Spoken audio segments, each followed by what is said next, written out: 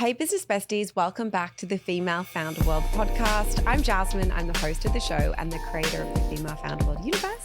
Today, we've got the founder of Elavi, Michelle Razavi. Thank you so much for having me. Of course. You are now entering Female Founder World with your host, Jasmine Garnsworthy. Okay, for people that don't know Elavi, what are you guys doing? Yeah, we're on a mission to help people indulge without compromise with our low sugar, high protein snacks. Yum, I just ate your brownie for breakfast. It was So delicious. good. I had one earlier today too. It is a lifesaver. Okay, before you started the business, you were working at Sephora. Mm-hmm. What made you start this company? We're going back to early 2020 now. Yeah. So I was working full-time at Sephora on the innovation team. And that's where I really fell in love with consumer product goods, with clean beauty, with clean ingredients. And at the same time, I was working a full-time corporate. While I was working a full-time corporate job, I was also teaching fitness classes at Equinox. And that's where I met my co-founder, Nikki, who was also teaching at Equinox and working a full-time corporate job herself at PwC. And at that time, I was personally struggling working 16-hour days to nourish my body between working a full-time job and then teaching in the evenings or early mornings, weekends. It was just so go, go, go. And you learn at a certain point in your life, around your mid-20s, that you can't outwork out a poor diet.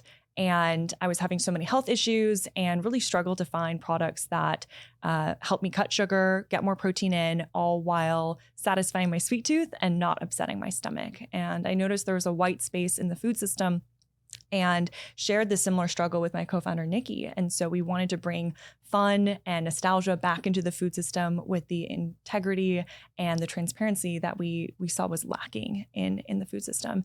And so we personally invested our own capital that we set aside for grad school into starting Elavi. And I like to say we're the first angel investors into our company. And a couple years later, we are now sold nationwide in Lifetime Fitness cafes. We are a Costco darling. We are number one on Amazon and are just really excited to help bring healthier food products into more hands. We're going to talk about Amazon a lot in this episode because it's one of those things that I think is really interesting. So much potential, really exciting for brands that can figure it out. And also just like, there's a lot of spammy shit on the internet about how to win on Amazon. And so I want to speak to a founder who's actually doing it and is going to cut through all of that and tell us what's working.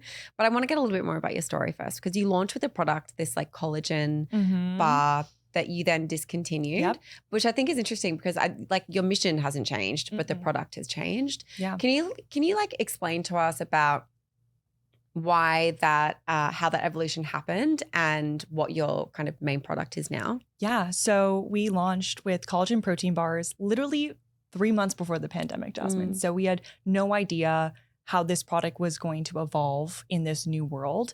And it did great, right? But it wasn't great enough to where we wanted it to be. And we introduced this new product line that were these low sugar dessert spreads, kind of like a healthy Nutella, and they were just taking off. And so I was having this conversation with one of my advisors who's also one of the founders of RX Bar. And he said, look, your protein bars, they're good. They're okay, but they're not going to get you to where you want to be. And these cashew butters, the fact that you got Costco's attention and that they're doing so well on Amazon and they're outpacing your first product line, it is your job as a founder to manage resource allocation. That is your job. Yeah. And no investor, retailer, anybody will get mad at you for doing a smart pivot. And that was the permission I needed because I carried so much shame around discontinuing a product line or trying to keep something or forcing something that was just so difficult to keep alive. And I that was the permission I needed to discontinue a product line that was like our firstborn child. It was hard. We upset a lot of people. A lot of people were confused. But once As in your customers? Our customers, I think some of our investors didn't understand it. So we had to really storytell around why this is an exciting pivot. It wasn't like we were closing down our business, but it was really removing what a lot of people bought into first with Elavi, because that was first. And when we explained that, this is to reallocate our resources to a stronger product line and behind the scenes formulate the protein brownies, that just made so much more sense. And this ties back to Amazon actually, in terms of really, putting the nail on the coffin for the protein bars. The protein bars, especially our top two flavors, had high quality, meltable chocolate chips. And one thing we did not know about Amazon, and this is for anybody who has a food product and is thinking about Amazon, if you have something meltable, Amazon will not let you sell it in their warehouses to be eligible for FBA Prime shipping between the months of May and September. So that is nearly half of your business that is gone overnight on Amazon. And we did such a great job building up our business Q1, Q2, and the protein bars just completely tanked during Amazon because we couldn't sell them on Amazon. And we couldn't sell them on D2C because they're melting. And so it was that summer that we made the decision to cut the protein bars. And moving forward, all of our product lines were going to be non-meltable because we knew Amazon was such a strong player for us. It's great for acquisition, for brand discovery, for trial, for just revenue in general, because it's such a mega channel. And that was the biggest formative decision that we made, and is continuing to impact our innovation pipeline for new products. Is it will never be meltable. That is our role. And so, yeah, that's how it came to be. Such an important learning to figure that out. And like, you know, these things, you can't just kind of know this when you go into it, right? Like you couldn't have known that when you started the business. Someone may have told you and you would have been like, yeah, but Amazon won't be our main channel. Like whatever, who cares? Yeah. But now as you're building the business, you figure out like, actually, this is a huge driver for us. This is really important. And I love the way that you said that about being a founder. Like your job is resource allocation, and like your job is to, you know, grow the business. And how are you going to do that? You've figured out something through trial and error, and you need to double down on it. I think that's really smart and like such a important thing for people to hear, as well as they figuring out in their own businesses changes that they need to make. And sometimes it's just like square peg, round hole. You just need to shift it. And like it can feel like I know that you are also like a manifestation, like TBM girly, and it can feel, I think, like you can feel it in your body when you're trying to push something that's not working. And then once you make the decision, you might be nervous about the conversations that you have to have, but the openness and the relief once those hard decisions are made, and it's like, okay, I can actually speak really authentically to this. And it's really just about like crafting the message. And if we lose people, whatever, that's fine. Like, but I feel good about it in my body. It's such a, like practicing that intuition, I think can like help so much when you can recognize those opportunities. And that's when we knew it was the right decision. It was this weight lifted off our shoulders. We're like, we can like breathe, we can focus, we have clarity, we know exactly, we just have to focus on one product line now, because it felt like we were running two companies. And yes, we're two people and we're, you know, such a powerhouse team, but at a certain point, you know, the rubber meets the road. And there was this very formative analogy a mentor shared with me. He's like, do you want to be running up a hill with a backpack on, or do you want to be sprinting downhill without anything on you? And that was really a great visual for me of like, I want to be sprinting down a hill with ease. And that is how we're trying to optimize our business now. Yeah, totally. Because you could have spent years trying to figure out how to move those protein bars, but instead doubling down on what's working, which are these, you know, dessert, nut butter products working as well. Okay, business besties, let's switch gears for a second. Real quick, I want to talk to you about this season's presenting sponsor, Vistaprint. They are sponsoring this entire season of the Female Founder World podcast, and we love a supportive sponsor. So much so that we're actually working with Vistaprint ourselves to create the merch and all of those beautiful event perks that you know and love from our in real life Female Founder World events. If you haven't heard of Vistaprint, here's what you need to know. Vistaprint helps all kinds of business owners print all kinds of marketing products like super professional business cards, fun merch, eye-catching flyers and brochures, and a whole bunch more. And it's all completely custom, so you can do whatever you want. Whatever you're imagining right now, Vistaprint can print it. And if you're wondering if you're ready to be a designer girly, their easy-to-use website makes it super simple. Plus, they have designers on hand to help you if you really need it. Right now, Vistaprint is giving all Female Founder World podcast listeners a little something, 25% off your first order at Vistaprint.com. Use the code FFW25 at checkout and step up your branding game. We put a link in the show notes if you want to learn more. So it sounds like you have amazing advisors. How did you find them? A lot of them in different ways. A lot of them through LinkedIn, through Instagram. You reach out to them? Yeah. I cold pitch a lot. Yeah. I used to work in sales. Prior to Sephora, I worked at Eventbrite and I worked on the sales team. And I think that was such a formative experience, my first career out of college, where you literally pitched to the point where you expected failure and rejection. And so I'm very unapologetic about putting myself out there and asking. Our mantra at our company is just ask. Worst case scenario, they say no. Yeah. And so we found Jared, the founder of RX Bar, through a friend's sister's friends who was like an early employee at RX Bar. And I just put it out into the universe. I'm like, that is my dream investor and advisor. Can you make it happen? And it was a year and a half in the making. And he first came on as an advisor and I pitched him to be our investor. And he said, not right now. We stayed patient.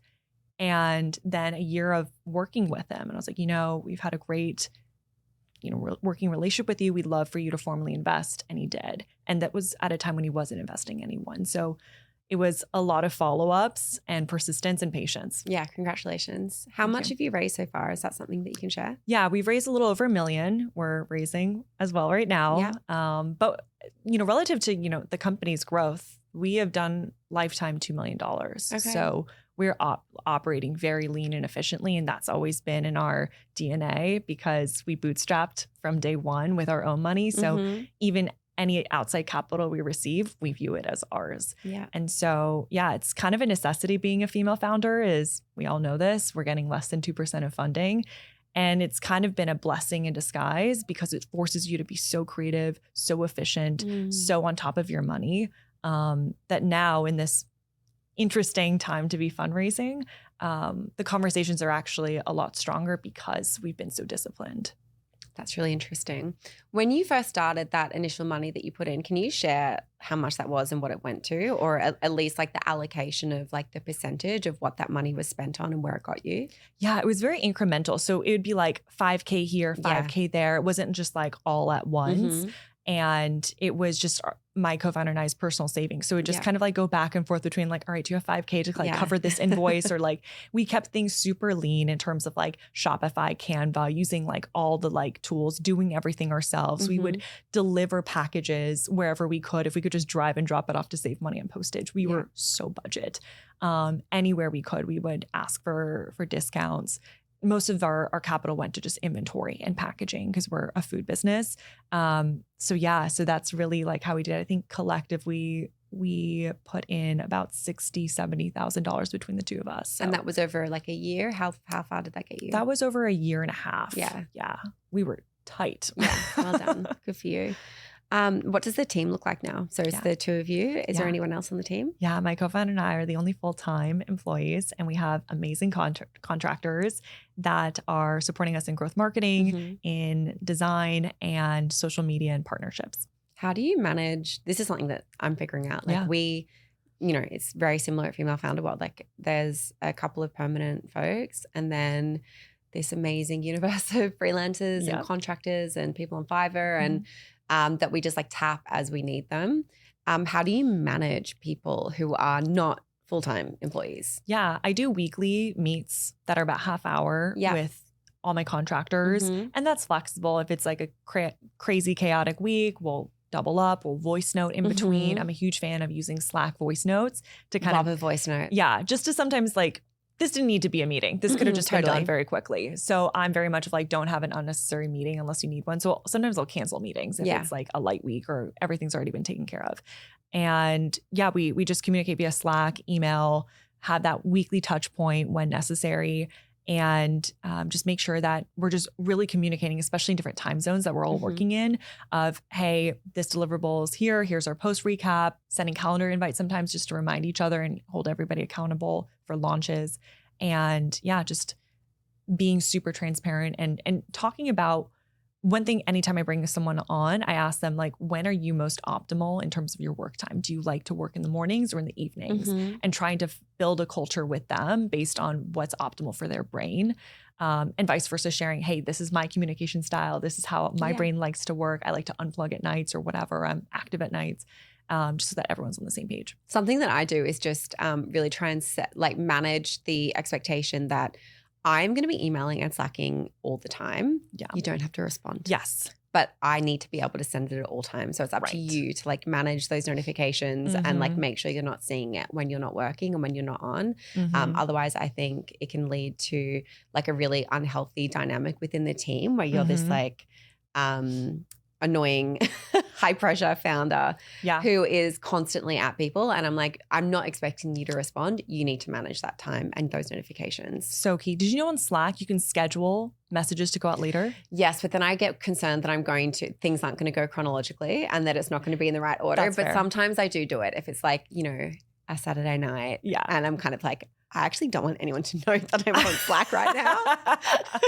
I hear you. I've done that a couple times, and I'll like pin things too, just so that like we all can like reference it faster. But yeah, you don't want to out yourself. Yeah, I'm sitting at home on Slack. I'm like, cool, Jasmine. I want to talk about Costco because this is, that's massive. That's huge. How did Costco happen? And that was really what helped you kind of validate that you needed to switch your products from the collagen bars to this nut butter. When did they approach you? How did you approach them? What was the process? Yeah, I cold pitched Costco, which is wild. And I just sent them an email saying, hey, here's our products. I noticed that there's a gap in your set. I always try to lead with value in a pitch instead of like, let me tell you about me. It's more like, here's what I can provide for you. I think, can we just like pause on that? Yeah. Because that is so important. We have this program called Retail Bootcamp where we have brands in the community come through, learn how to build out their wholesale strategy, particularly with independent stockists. And part of that is like, you know, working on your pitch materials. And I often will like jump in and review people's materials. And I'm like, you are leading with you too much. What do they need? What do they need? Solve a problem for them. And I think that people say it, but like I don't think it's necessarily getting through. Like completely reframe in your mind what this conversation is. It's all about what do they need and how are you the answer to that? And like be super, super explicit about it. Yeah. Give yourself one sentence tops to explain who you are. That's it. The rest of the email or the pitch is all about here's what I can drive for you. Yeah. Here's what I've done elsewhere to give yourself validation and credibility, and make the call to action very clear of like, let's set up a call or can I send you samples? Make the ask very clear at the end versus just like, here you go, let me word vomit on you. I don't know what you're going to do with this. So I always say like the 3 C's of concise, compelling, and call to action are the 3 key things for a pitch. But yeah, so pitched, had no expectations. I'm like, I'm literally just like, you know, throwing it out there. Yeah. And miraculously, because I do tracking on my emails, it was forwarded like 50 times. Oh, wow. So I think he forwarded it out to all these different buyers, and my regional local buyer in Los Angeles, where we're based, reached out, and I thought it was a scam. And I had a missed phone call. And I remember calling my co-founder. I'm like, I think Costco just called me and left a voicemail. And they did. And they're like, hey, your email came across our desk. This sounds really cool. Can we try samples? Wow. And then from there, I knew we had one shot and we didn't want to blow it. So they didn't ask us to do this, but I went out of my way to go to Costco, take photos of our potential set, create a full-blown deck. And once we sent samples and they said they liked it, they want to jump on a call, they didn't ask us to prepare anything. I came prepared with a full deck saying, here's your set, here's our product, here's how we were doing on Amazon. Make it easy. Yes. So easy. Yeah. So easy. I'm like, where I did my research, I know what you need. Here's our potential price. Here's the target consumer that is a Costco member.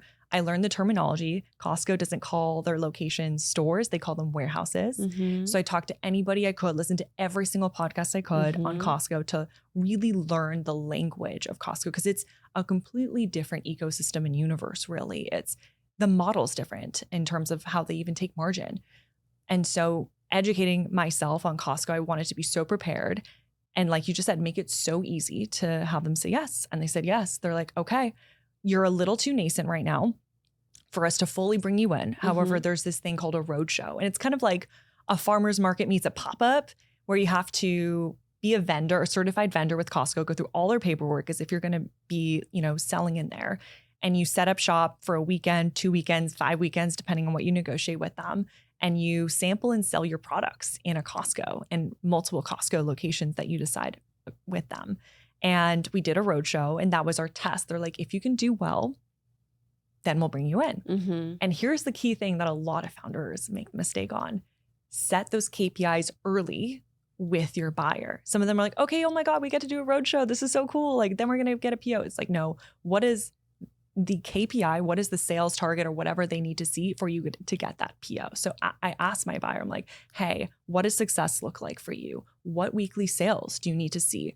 I'm going to be very transparent with you. I want the PO. A roadshow is cool and fun, exciting, but I want a roadshow. I want a PO after this roadshow. What does that look like? And so we had that conversation so early so that we knew what our metrics were that we needed to hit, so that when we hit them, and we did, we had that conversation of like, hey, I know you said you wanted to see this. We crushed it. We surpassed it. When can we get a PO? And that conversation was so seamless. And we got a PO in record time. And now we're about to launch our second launch in double the stores. Amazing. Congratulations. Mm-hmm. What, first of all, follow-up questions. Yeah. What is the tool that you use to track your emails to make sure they're getting opened? Yeah. So I use Boomerang, Yep. which is a Google Chrome extension. I highly recommend it. It's kind of like a CRM meets a mail tracker. Mm-hmm. And essentially, when you write an email, on the bottom, before you click send, there's this separate line that Boomerang embeds in, and you can schedule this email to Boomerang back into your inbox. If you didn't get a reply within 4 days, 2 weeks, you can customize down to the time that a Boomerang's back. And you can also schedule send. So you can schedule to send at like Tuesday, 10 a.m. when you know it's most optimal open time. And it'll track not only opens, but clicks. If you had any links embedded in, maybe it's a deck link or other document, you can track all of that. And so I highly recommend Boomerang. Everyone on my team uses it. I wish I get paid to promote it. I don't, but let's get a commission link, please. Exactly. But it's been such a game changer because I used to schedule calendar invites to follow up with certain people. Right. And when you just grow at such a fast pace, that isn't sustainable. And so I highly recommend that. Very cool. And you mentioned that the pricing model at Costco is different. How is it different? Yeah. So traditional retailers, they make 40, 50, sometimes 60% margin, right? And they take that cut out of a product that they buy. Costco is unique in that they ask for like 10, 15% margin. Mm-hmm. They make their money off the memberships. So their goal is just to provide such a great shopping experience, the best value of the best products to retain essentially members and attract new ones. And so when you're thinking about the pricing, it's just a totally different configuration that we've ever engineered with any other retailer. And candidly, yes, we do have to go down on our margin, but the volume makes up for it. Yeah. And the presence and the brand positioning and just the legitimacy that Costco brings, it was well worth it. And on a deeper level as a brand and our mission to bring accessibility, we were okay with going down on our margin for Costco because it meant that our products were more accessible to the masses. Yeah. And that's what this is all about. So the reason why you go down in your margin, so even though Costco is taking less of a cut than some of the other retailers might be, for example, like a Target or someone like that or a Walmart, you are reducing your retail price. And we pass that savings on to the customer. Yeah. Okay, that's really good to clarify. The next thing I want to talk about is Amazon because in July this year, you were the #1 bestseller on Amazon during Prime Week, which is insane. I know. Wow. Like for a brand that is that new and you think about who you're competing with during that week, that's amazing. How did that happen? Do you have someone managing Amazon for you? Are you guys doing it? What's the process? Yeah. So couple ways to answer that question. So that happened after really tinkering and pulling all these different levers that culminate into this. It wasn't like an overnight success. We've been on Amazon for years. We've cycled through different agencies. We've gone through out of stock issues, which have really dinged us because we've been growing. And I think to hit to this moment where we're outpacing much larger, well-established brands, it was a couple key things. One, coming out of Costco, we got so much data and insight about our customers and what they're looking for, areas of improvement, that we did a full rebrand coming out of our roadshow last year. And so with all this data, we took it to an agency and they helped us redesign, revamp, and re-architect our packaging to really sell our products for us So that was one key thing that really shifted the needle for us, was having this inviting, nostalgic, fun packaging for this very unique product. So the product that we're talking about is a blue vanilla frosting cashew butter. It's naturally blue from blue spirulina. It's unlike anything you'll see on Amazon or in store. And that in and of itself, innovative product that is delicious, that consumers want to tell their friends about, that can attract people, that intrigues you. You have to try it. So that's the second thing. And then third is really just setting up the right funnel, the right listing, and making sure your reviews and SEO are all dialed in. So kind of going into that, you want to have about 50, ideally 100 reviews. So hitting that 100 review mark really move the needle. And that also boosts you in the algorithm in Amazon. Then from there, high res photography, we invested in a fantastic photographer. Shout out to Nick Anderson, who helped us really capture the beauty. Based in LA? No, he's based in the Midwest. Okay. But he's fantastic. He does food photography. I found him on TikTok. Love and then that. I just DM'd him on Instagram. And he was like, oh, I like what you guys are doing. So investing in photography, investing in a rebrand, making sure you get to 50 to 100 reviews, which you can do in a myriad of ways. And really optimizing our listing. And I did that by looking at competitors in our category, taking some ideas from them, investing in video, and then finally building a really strong funnel through meta ads. Because 70% of our traffic comes from organic, which means that people are discovering us either through organic content or through paid ads, going to Amazon to research us, and then buying. 30% of our Amazon is driven by our Amazon ads. So that tells me as a marketer and as a founder, hey, investing in meta ads is huge. And creating content that builds that funnel of people searching about us and wanting to learn more about us is really the key to just driving that growth. Amazing. I'm going to ask you about reviews next, but let's keep talking about that funnel to Amazon, because I'm finding this super interesting. So what you mentioned that investing in content and, video and getting people to your Amazon listing was really important from other platforms. Can you kind of drill down a little bit into what's actually working in terms of messaging, creative platforms? Is it Instagram? Is it Facebook? Yeah. Tell me more. Yeah. So I took a course on ad buying from Collective Thread Commerce. I'll have to double check that, but it's called AD Missions. And I taught myself performance marketing, and I highly recommend every founder to learn how to do that. Because when you bring an agency in, you want to be able to call them out if they're not doing something correctly, if they're misspending, if they're not on budget. Do you use an agency for your ads, or you're doing it yourself? I do it all myself. Yeah, good for you. I'm a little bit of a control freak that way. Yeah. And we just move so quickly. Yeah. And you understand it more than anyone else. I feel like I harp on about this in every episode, but every time I talk to someone who's like, our ads are killing it, they're doing it themselves. They learned it themselves through a course like this, because you understand your messaging, you understand your customer, you understand the creative in a way that by the time an agency gets to understanding that, if they ever do, you have spent so much money with them. I live, breathe, and sleep the content, the data. And my co-founder, Nikki, is managing all of customer support. So then she funnels up to me the questions that were frequently asked, the points of confusion, what people love about us. So the data that I get is far more than anybody else has access to. So of course I'm going to create it. Of course I'm going to be managing the ads and creating the content. So what I learned, which is so integral, is AIDA metrics, AIDA, which stands for attract or attention, interest, desire, action. And using those 4 key principles are how you should think about creating a strong performing ad creative, and then also measuring the performance of the ad creative. So I'll give you an example. For a blue vanilla cashew butter, there's this really strong ad that I first originally was content, just organic on TikTok. It did so well, got 50,000 views. I'm like, all right, this clearly has power. Then I put some spend to it, and then it blew up. Why? Because in the first 3 seconds, I'm like, spooning out of a blue jar, blue cashew butter. So people are like, what? There's text overlay that forces you to read. And it builds rapport because you see a face. There's a little bit more sincerity and authenticity.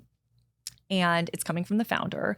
And it's storytelling of POV, you struggled finding something that satisfies your sweet tooth, blah, blah, blah. So it really builds that emotional connection early.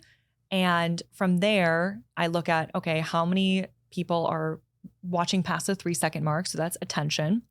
Then interest is how many views are you getting? Then desires are the clicking through. What's your click-through rate? You want to be around 2%, which is strong. Industry standard is 1.5%. So if you're at 2% higher, you have a strong ad that are getting people to click. How's your landing page? And then you can see landing page views. You can look at checkouts initiated. And if you're noticing drop off between checkout and the final metric, which is acquiring that customer action, then it's probably your offer. Then it's probably like the shipping that people are abandoning cart on. So just looking at all these single different like metric tools to see, is your ad strong? Yep. Is your landing page strong? Yep. Is your offer strong? Where are people dropping off, so that you can go and make adjustments to really close that funnel. And so that tinkering is what I learned from that course. And it's just really how I approach creating content just in general, is attracting people, getting them to do something, and really continuing to scale that up. Amazing. That was very helpful. I want to also talk about reviews. You mentioned that on Amazon, 50 to 100 reviews is kind of, where you need to get to be getting traction there. How do you get 50 to 100 reviews when you're a new brand? Yeah. So first I would tap into your network, ask friends to purchase them. You want to be kind of discreet about it, because Amazon can be a little territorial about that. Yeah. So you don't want to openly, publicly like post about it. So you can just like text people on the side or whatever. You can enroll in their Vine program, which is a great way to just get your product out into hands. I mean, people can be brutal, so make sure your product is good and strong and ready for that kind of level of scrutiny, which is in general, before you launch, you want to make sure you have a strong product. And then I would, and this is a little bit of a hack, but I would jump into like founder groups, and we would do review swaps for each other. We'd buy each other's products, which is cool. You discover new products, and you would leave reviews for each other. So that's how we do it. And then just eventually, as you're scaling and growing your brand, people buy your products and leave reviews organically. I think that we need to do a swap in the Female Founder World group chat. I'm going to, maybe we can organize something, because I think that's a really clever idea. And also then we've all tried each other's brands. Yeah. We kind of get to know each other a little bit more. Really smart. Guys, keep an eye out for that in the group Selfishly, chat. I would love that. Yeah, let's do it. And then feel free to plug yourself too, right? Like in our link in bio on our Instagram and TikTok, we have our Amazon links. We frequently post on our Instagram stories, shop us on Amazon Prime. In our bio, for our Instagram, I say shop us on Amazon. So I'm very vocal about it. Anytime I chat with a friend or someone, they're like, where can I buy your product? I'm like, Amazon Prime. I've gone to parties where people are like, this is so cool. And I take their phone and I add my product to cart. I'm like, you don't have to buy it, but it's just there. So I'm very unapologetic about that. And then this is a hack, but whatever, investors who have passed on me and they say, so sorry, we're going to have to pass. Let us know how we can ever be of support. I'm like, well, actually, if you can go to Amazon and buy my product and leave a 5-star review, that'd be great. And they do. And so it's like, at least you get something from that painful rejection that hurts. You get an Amazon review. And also, like, I bet they respect that as well. Oh yeah. They're like, wow, that's a savage founder. Maybe next time I will. Next time. 100%. So yeah, don't leave anything on the table. Like, you can always ask people, like, anytime you're doing any PR, just plug like, hey, I'd really appreciate if you could leave us a verified review on Amazon. Michelle, this conversation has been so helpful and tactical. I've loved it. We're going to do a part 2 later this week with some resource recommendations. You've called out a few tactical stuff, which has been awesome, but we're going to drill down on it more in part 2. And I think we're also going to do a community call with you in the Female Founder World group chat. So that'll be for our Business Bestie members. Make sure that you jump into the group chat if you want to ask Michelle some more questions around all things Amazon, Costco, relaunching, pivoting. You've done it all. Really. Thank you so much. This has been great. Thank you for having me. I just wanted to jump in and end the show with a quick thank you and shout out to all of our paid Business Bestie subscribers. For $9 a month, Business Besties bypass literally years of networking by getting access to all of the people that you need to build your dream business. Besties get access to exclusive in-person meetups in cities all across the US, Australia, and the UK. You get access to our group chat and you get to bypass the waitlist. You also get invited to exclusive monthly group business coaching call sessions where you can speak to experts and founders and ask them all of those questions brands that you just can't Google. It's $9 a month. You can cancel anytime. Head to bestie.femalefounderworld.com or click the link in the show notes for more.